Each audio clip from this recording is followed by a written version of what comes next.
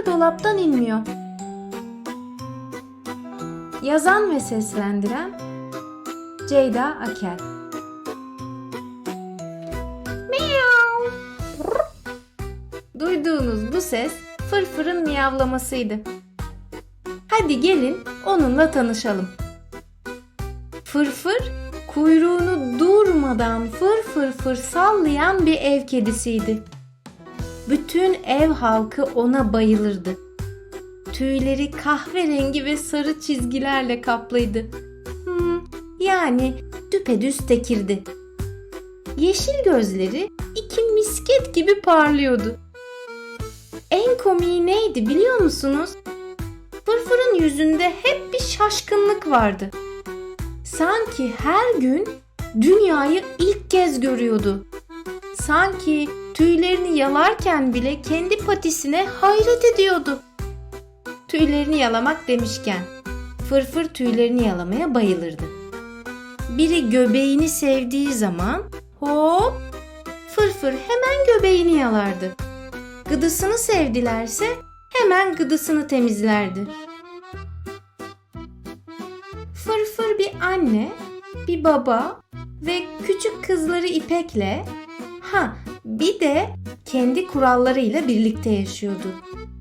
Ev halkı ona bayılırdı demiştik ya, Fırfır bazen şöyle mırıldanırdı. Ben biraz fazla mı seviliyorum acaba? Pardon. Patime dokunmasanız. Yeni temizledim ya. Fırfır istemediği zamanlarda kendine dokunulmasından hiç hoşlanmazdı. Bir pazar sabahı Fırfır güne tüylerini yalayarak başladı.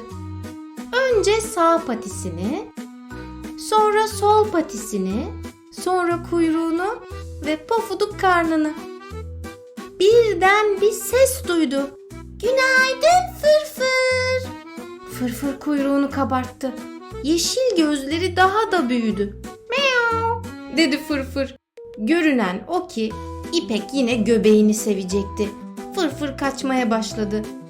Misket gözlü kedi. Demek kaçıyorsun ha? Anne, Fırfır benden kaçıyor. Dedi İpek. Fırfır hop pencereye. Pencerelerden kanepelere. Kanepelerden sandalyelere. Yakalanmam meow. Dedi kendi kendine. İpek peşinden koştu. Fırfır, seni sadece seveceğim. Fırfır her dokunuşta durdu. Bir saniye, tüylerimi yalamam lazım da. Ve hop temizlenir temizlenmez yine kaçmaya başladı. Annesi içeriden İpek, Fırfır şu anda sevilmek istemiyor diye seslendiyse de kaçma kovalama oyunu devam etti. En sonunda Fırfır durdu.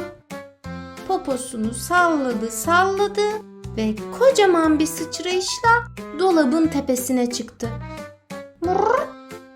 Orası Fırfır'ın krallığıydı. Burada hem kimse ona dokunamıyordu hem de Fırfır istediği kadar kendini yalayabiliyordu. Meow. Aradan saatler geçti. Fakat Fırfır dolabın üstünden inmedi. Anne yanına geldi ve aşağıdan seslendi.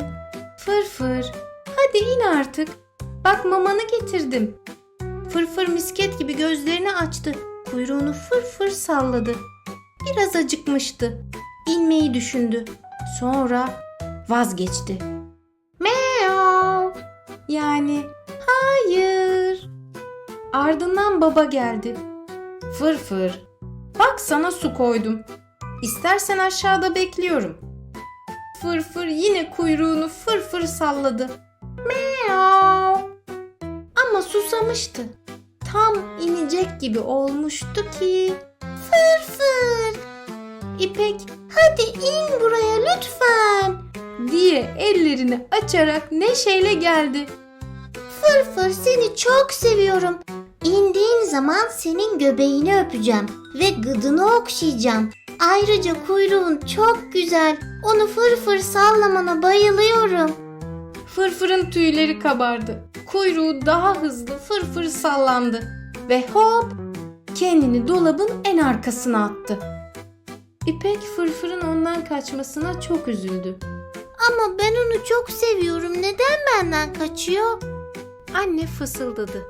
Fırfır'ın bazı kuralları var İpekçim. Bazen kendisine dokunulmasını istemiyor. Haksız da değil, öyle değil mi?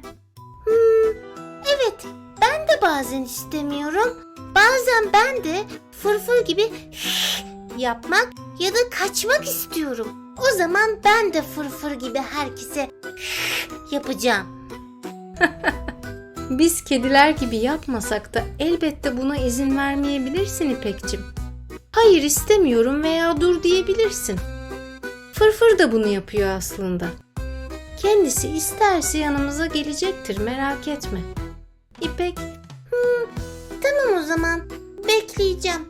dedi ve oyuncaklarıyla oynamaya başladı. Akşama doğru içeriden pıtır pıtır bir ses geldi. Fırfır kuyruğunu fır fır fır sallayarak geldi ve İpek'in dizine kıvrıldı. Mırıl mırıl bir ses yükseldi.